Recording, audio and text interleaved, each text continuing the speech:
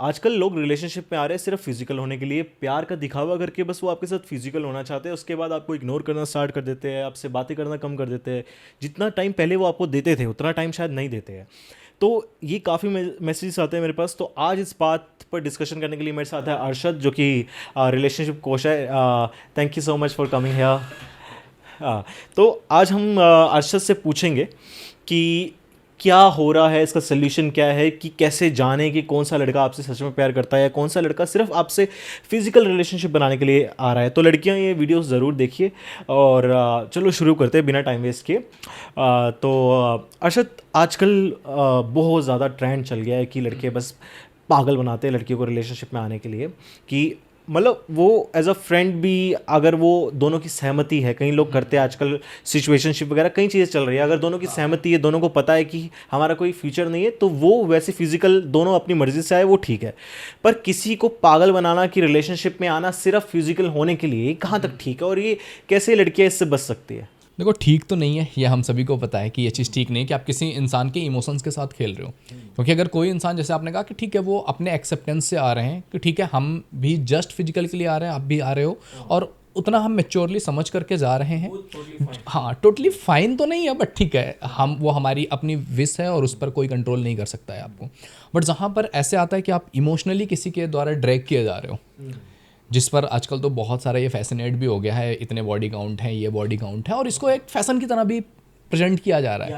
हाँ हाँ हाँ, प्राउड से बताने लगे हैं, जो कि लोग छुपाते थे। बहुत गंदी चीज़ें, इन चीज़ों को छुपाना चाहिए। मुझे लगता है ये चीज़ें आपके अंदर ही रहनी चाहिए, आप लोगों को बताने या प्राउड करने वाली कोई चीज़ नहीं है। हाँ, लोगों को लगता है कि accept me as I am, मतलब तुम कुछ भी हो, कोई तुम्हें एक्सेप्ट कर ले तो वो ठीक है। और कोई इंसान, इस चीज़ का फ़ायदा भी बहुत सारे लोग उठाते हैं, और इस चीज़ में भी आते हैं लोग जिसको पता है कि तुम्हारे 10 बॉडी काउंट है, 11वां भी हो जाएगा तो क्या फ़र्क पड़ जाएगा। अगर तुम 10 से निकल सकते हो तो 11 से भी निकल जाओगे। मतलब लोगों को आप एक माइंडसेट भी दे रहे हो कि यार मैं ऐसी हूँ तो तुम भी आ सकते हो। It's a huge number, it's a मतलब ह्यूज 10। नंबर। हाँ, और कोई प्राउड करने वाली चीज़ नहीं है। हाँ, बट कि लोग आपकी एक करते हैं। रिलेशनशिप नहीं चली, 2 नहीं चली, और 10 और बॉडी काउंट, मतलब फिजिकल रिलेशनशिप। ओके, तो फिर क्या आपका एडवाइस है ऐसे लोगों एडवाइस यही है कि जब भी आप एक रिलेशन में आ रहे हो, हाँ खासकर लड़कियों को या लड़के भी, क्योंकि जितना ज़्यादा आप फिजिकली डैमेज नहीं होते हो, इमोशनली डैमेज होते हो। तो आपको ये चीज़ समझना ज़रूरी है कि यार अगर मैं किसी रिलेशन में आ रहा हूँ या आ रही हूँ किसी इंसान के साथ, तो मैं थोड़ा सा टाइम ले लूँ समझने के लिए, जानने के लिए। क्योंकि हम शुरू में हर कोई आपको एक्साइटमेंट दिखा देगा। किसी इंसान को जस्ट आपके साथ फिजिकल रिलेशन भी बनाना है तो बड़ा प्यार, बड़ा केयर, और आपको लगेगा कि वाह यही तो मुझे चाहिए था।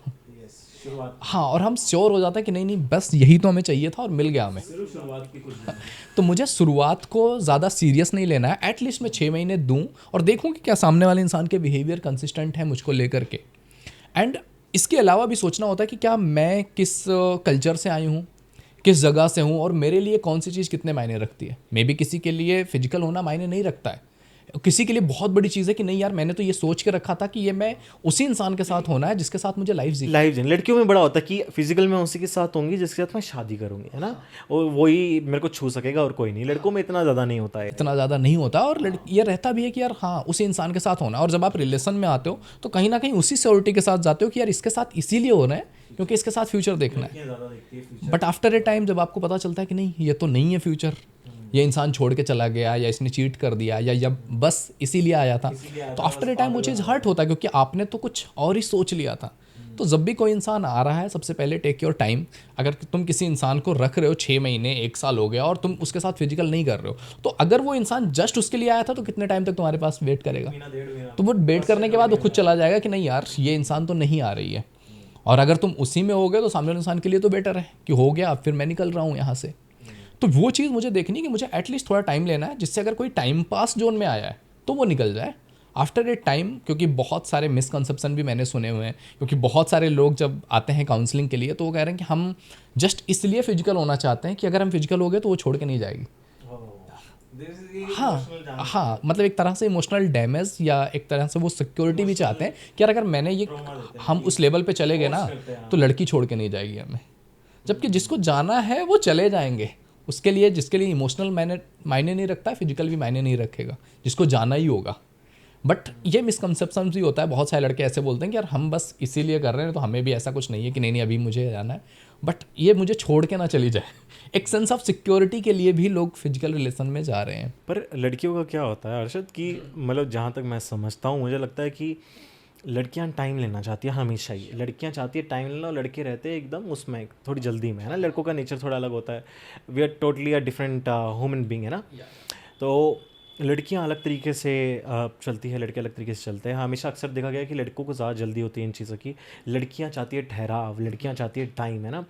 पर लड़कियों को इमोशनल किया जाता है, उनको जानबूझ के बोला जाता है कि नहीं तुम मुझसे प्यार नहीं करती क्या, तू मेरे से प्यार करती है तो मेरे को प्रूव कर, है ना, मेरे को प्रूव कर, तेरा प्यार झूठा है अगर तुम मेरे साथ फिजिकल रिलेशनशिप में नहीं आती। तो ये क्या प्रूव करने के लिए ज़रूरी है करना, ये क्या बस ये पागल बनाते हैं? ये बस क्या बोलना चाहोगे? इमोशनली मैनिपुलेट करने का तरीका है। कोई भी ऐसा नहीं है कि जिसको तुम्हें प्रूव करना पड़े कि तुम फिजिकल होगी तभी मेरे साथ प्यार करती है, अदरवाइज नहीं करती। अगर कोई ये बोल रहा है तो ये आपके लिए बड़ा रेड फ्लैग है कि आप वहीं पे थोड़ा रुक जाओ। प्यार करने वाले तो सात समुंदर प्यार भी प्यार करते हो कितने सालों तक नहीं मिलता। प्यार तो इन चीज़ों से नहीं होता, ये तो तो अगर कोई इसलिए आपको बोले ये नहीं करेगी तो मैं छोड़ दूंगा, तो उसको तुरंत ही नमस्ते करो कि जाओ भाई तुम जाओ। क्योंकि ये बस सच है, मैं मानता हूँ। क्योंकि देखो जैसे कि हमने शुरुआत में बोला कि अगर आप दोनों जानते हो कि आप दोनों फिजिकल रिलेशनशिप, आप दोनों की नीड है फिजिकल, और आप हो रहे, आपको पता है कोई फ्यूचर नहीं है, आप दोनों की एक्सेप्टेंस है, आप दोनों की मर्जी से हो रहा है, वो ठीक है।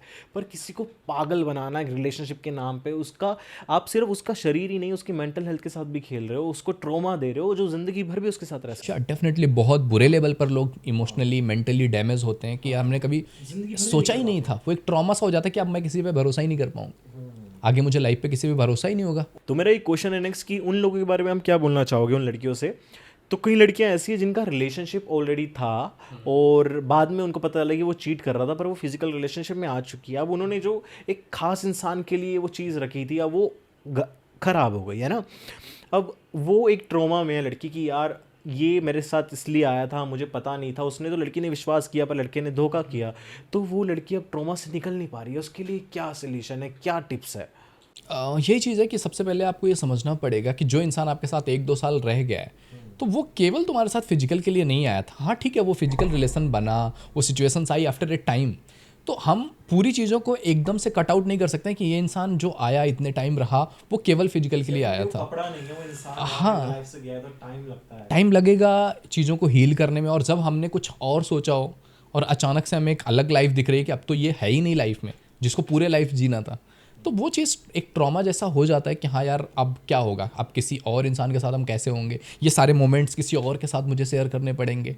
तो कहीं ना कहीं वो चीज़ें थोड़े टाइम के लिए वो ऐसा होता है कि एक्सेप्ट नहीं होगा, बट विथ टाइम इंसान एक्सेप्ट कर लेता है, एक्सेप्टेंस होता है। मुझे लगता है कि अगर आपको, लड़कियों से मैं बोल रहा हूँ, अगर आपको रिलेशनशिप में बहुत सीरियस होना किसी के साथ, तो उसके साथ आपको टाइम लेना चाहिए। चाहे वो आपसे जो भी पूछे उसको देखो परखो, आप टाइम लो ताकि आपको बाद में पछताना नहीं पड़े। अगर आप सीरियस रिलेशनशिप में आना चाहते हो तो आपको टाइम लेना बहुत ज़रूरी है। लड़कों से भी मैं बोलता हूँ कि इतनी जल्दी भी किसी पे विश्वास, देखो 2025 आ गया है, लोग जो दिखाते हैं वो होते नहीं हैं। तो 2025 के हिसाब से लोग बदल रहे हैं, टेक्नोलॉजी आ गई है, आपको नहीं पता घर पे वो जाएगा आपसे प्यार की बातें करेगा, घर जाके 4 लोगों को एक साथ फॉरवर्ड कर देगा आई लव यू के मैसेज, से होते भी है, सच्चाई है, ठीक है। तो आपको, मुझे लगता है टाइम, जितना ज़्यादा टाइम आप किसी के साथ बिताओगे, आपको पता चल रहा है कितना टाइम बंदा पर्दा रखेगा आपसे। हाँ, मतलब आपको धीरे धीरे फैक्ट्स पता चलते हैं, तब आप उसके बेस पे जज कर सकते हो कि मैंने इसको देखा, इसका बिहेवियर कैसा रहा है, मेरे साथ कैसा है, दूसरों के साथ कैसा है, ये इंसान जब गुस्सा होता है तो कैसा करता है, नाराज़ होता है तो कैसा होता है, जब इसके अगेंस्ट में जाऊंगी कभी किसी सिचुएशन पे उसका रिएक्शन कैसा होगा। तो आपके पास एक डाटा होता है। आपको टाइम लेना चाहिए, एक अच्छा खासा टाइम लेना चाहिए इसको समझने से पहले।